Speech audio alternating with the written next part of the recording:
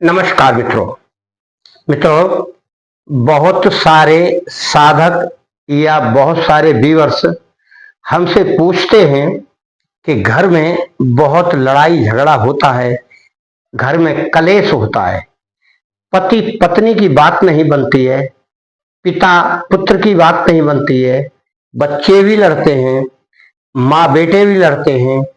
यानी घर में किसी ना किसी बात पर गृह कलेश होता है।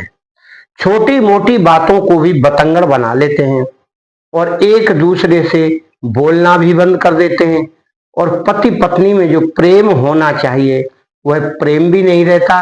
बच्चों का भी आपस में मनमुटाव होता है। ऐसी बातें ज्यादातर लोगों को सुनाई पड़ती हैं जो छोटी छोटी बातों पर भी विवाद हो जाता है। एक दूसरा व्यक्ति दूसरे की बात नहीं मानता है और बाहर वालों की बातें लोग मानते हैं। यानी अपने घर के व्यक्ति की बात को ना मानकर सामने वाला कोई दूसरा आदमी है वो कुछ कहे तो उस बात पर ज्यादा अमल करते हैं। यह लड़ाई झगड़े का कारण होता है। और घर का व्यक्ति अपने बच्चों को, पत्नी को, पति को या पिता को या पिता अपने बच्चे को कोई ना कोई सलाह इसी तरह की देगा जिससे घर परिवार सुख शांति से चलता रहे। परंतु कोई ना कोई विवाद ऐसा हो जाता है तो व्यक्ति स्वयं सोचने लगता है या हमसे कई लोग बताते भी हैं कि हमारे घर में किसी ने काला जादू कर दिया। मित्रों, काला जादू आसानी से नहीं होता है। करने वाला भी तो पैसा लेकर ही करेगा, फ्री में तो करेगा नहीं। और काला जादू इतनी आसानी से होता तो हर कोई कराता। उसमें खर्चा बैठता है, पूजा लगती है, सब कुछ किया जाता है। उसमें आप किसी भ्रम में पड़ जाते हैं, अंधविश्वास में पड़ जाते हैं और बिना हुई बात को मान बैठते हैं कि किसी ने कुछ करवा दिया। आप अनायासी इन बातों पर विश्वास मत करिए। देखिए, विश्वास उस चीज पर करिए जो आपको कुछ दिखाई पड़े। आपके घर के ही लोग तो हैं ये। अब आपस की समझदारी और आपस की सलाह नहीं होने के कारण ऐसा होता है। यह होता है केवल मानसिक तनाव से या मानसिक परेशानी से या धन के अभाव से या बेरोजगारी से। इन क्रियाओं को व्यक्ति महसूस करने लगता है कि किसी ने कुछ करा दिया। जब हम ज्यादा बेकार रहते हैं, यानी बेकार हमारे पास कोई काम नहीं रहता, तो काम न रहने के कारण हमारे मन में अलग अलग विचार आते, आलतू फालतू काम भी करते हैं और फिर सोचते हैं कि कुछ करा रखा है इसलिए काम भी नहीं मिल रहा, न नौकरी मिल रही, न धंधा मिल रहा, न इनकम हो रही। तो सबसे बड़ी बात धनाभाव। धनाभाव यानी धन का अभाव वह व्यक्ति को और घर परिवार को बहुत मुश्किल में डालता है। यदि सारे घर के लोग एक दूसरे अपने धंधे में लगे रहें, पत्नी अपने घर के काम में लगी रहे, बच्चे अपने काम में, पढ़ाई में, लिखाई में लगे रहें, पति अपनी नौकरी पेशे धंधे में लगा रहे, तो घर में कोई विवाद नहीं होगा। यानी सारा काम समुचित लोग अपना अपना करना शुरू कर दें तो कलह नहीं होगा। फिर भी यदि आपके विचार से कुछ ऐसा असमंजस लगता है कि घर में कोई नेगेटिव एनर्जी है, तो उसके लिए यह प्रयोग हम बता रहे हैं। यह विशन धर्मा आपका पसंदीदा चैनल है। हम आपके मतलब की ही वीडियो डालते हैं। हमें इस बात से कोई मतलब नहीं है कि हमारी वीडियो कौन देख रहा है कौन नहीं देख रहा है। जिसे जरूरत है वह तो देखेगा और उसका उपाय भी करेगा। पर मित्रों, कुछ लोग थोड़ा सा मंत्र जाप से डर जाते हैं।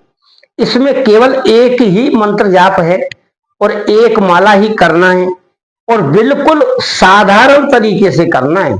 इसमें ज्यादा कोई ढोंग ढपाड़ा नहीं करना। आप स्वच्छता से कार्य करेंगे, नहाइए, धोइए, स्वच्छ हो जाइए, अपने पूजा स्थल पर पहुंच जाइए, कंबल का आसन बिछा लीजिए, लाल हो सफेद हो, सामने अगरबत्ती दीपक जला लीजिए। अगर कोई गुरु मंत्र लिया है तो गुरु मंत्र का जाप कर लीजिए। उसके बाद इस मंत्र का आप जाप करेंगे जो हम बताएंगे। उस मंत्र को 108 बार आपको जप करना है। मंत्र को जाप करने के बाद फिर आपको पहले से तैयार की हुई सामग्री और हवन कुंड छोटा सा रख ले। हवन कुंड में वह हवन करना है। आम की लकड़ी होंगी, बाजार से सामग्री मिलती है वो ले आए और पहले से खीर बना लें।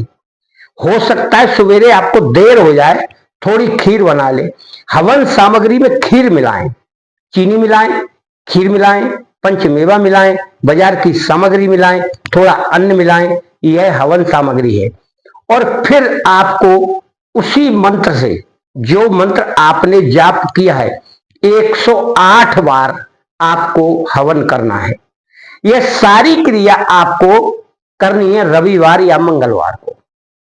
अब आपने एक ये रविवार कर लिया तो अगले रविवार को फिर कर लो, या मंगलवार को किया है तो फिर अगले मंगलवार को फिर कर लो, यानी 2-4 बार कर लो। इसमें कोई ज्यादा खर्चा नहीं है। थोड़ा सा खीर आप बना ही सकते हैं। बाजार से 50-40 रुपए का सामग्री आएगा, वो ले लीजिए, देसी घी मिला लीजिए, खीर मिला लीजिए, पंचमेवा मिला लीजिए। बड़ा ही साधारण सा कार्य है और आप उसे करेंगे तो उसके हवन की धुआं आपके घर में जाएगी और हवन करने से जो मंत्र आपने बोला है उसकी ध्वनि जाएगी और जो मंत्र आपने जाप किया है उसकी भी ध्वनि जाएगी। तो मंत्र आप बोले, ऐसा बोले कि कोई दूसरा तो सुने नहीं पर आपको सुनाई पड़े। और एक मंत्र होता है बिना बोले का, जो अंदर ही अंदर चलता रहता है ध्यान के द्वारा। आप आंख खोलना चाहे तो खोलकर कर लीजिए, ध्यान कर लीजिए। मंत्र जिसका भी है उसका ही आप ध्यान करें तो आपके घर में यह जो कलह होती है रोजाना की, वह कलह नहीं होगी। आप सुख शांति महसूस करेंगे। यदि आपने 1-2-3 बार कर लिया तो आपके घर में कलह का वातावरण मिट जाएगा। उसके लिए सभी लोगों को तैयार करें। अगर कोई और भी आपके आसपास रहेगा तो थोड़ी शांति बना के रखे, उतनी देर जितनी देर आप मंत्र का जाप करें और हवन करें, तब उसका प्रभाव सही पड़ता है। और अनुकूल बनाएं, थोड़ा जल्दी उठें। सूर्य निकलने के बाद उठने से घर में कलह होती है। सूर्य निकलने से पहले आप उठें। जरूरत समझे तो दोपहर को आप आराम कर सकते हैं। शाम को भी नियम से समय से सोएं, तब सुबह निद्रा जल्दी खुलती है। मित्रों, हम अपने शरीर को बेडौल बना लेते हैं। रात्रि में 12 बजे सोते हैं तो जगेंगे क्या बजे? फिर तो 9 बजे जगना ही है।